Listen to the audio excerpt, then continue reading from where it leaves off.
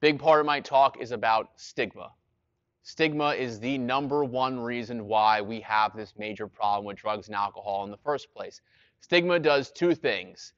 It causes more people to become addicted and less people to seek treatment who need it. The reason why more people become addicted because of stigma is because no one wants to believe that it is going to happen to them. People have this image in their brain of what somebody looks like who's going through substance use disorder, and it's not what their life looks like. That's what they think. They think of just some homeless person whose life is a complete disaster, and it certainly can lead there and does lead there for some people, but that's not where it starts. This really can and does affect all different walks of life.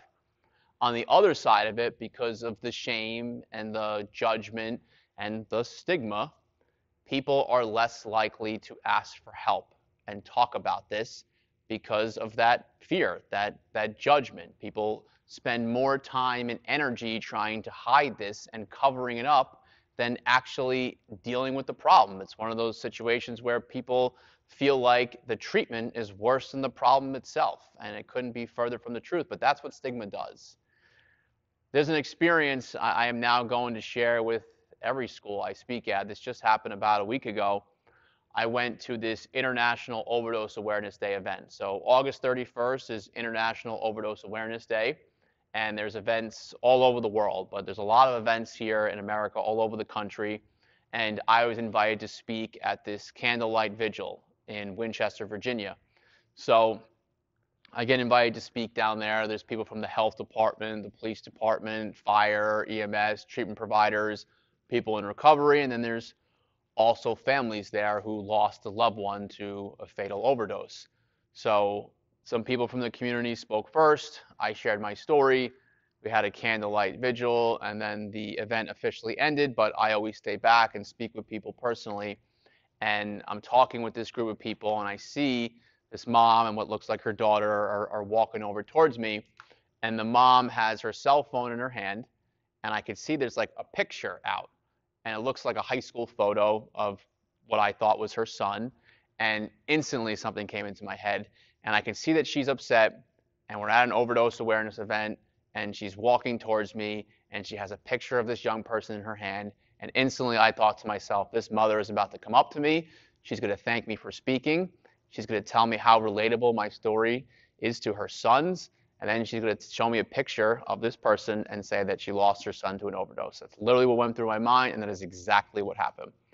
She comes up to me, says that exact same thing. We start talking a little bit more. I'm learning about her and her family, and then her daughter starts talking. And she is sharing how she was going through leukemia at the same time that her brother was struggling with addiction. So she had cancer, and her brother had substance use disorder.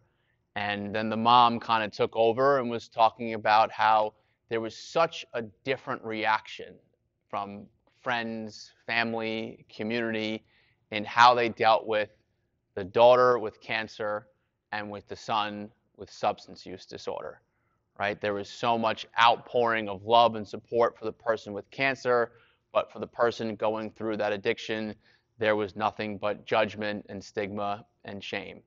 And all that does is make that person feel worse. That's really all that it does. And I don't like to compare pain.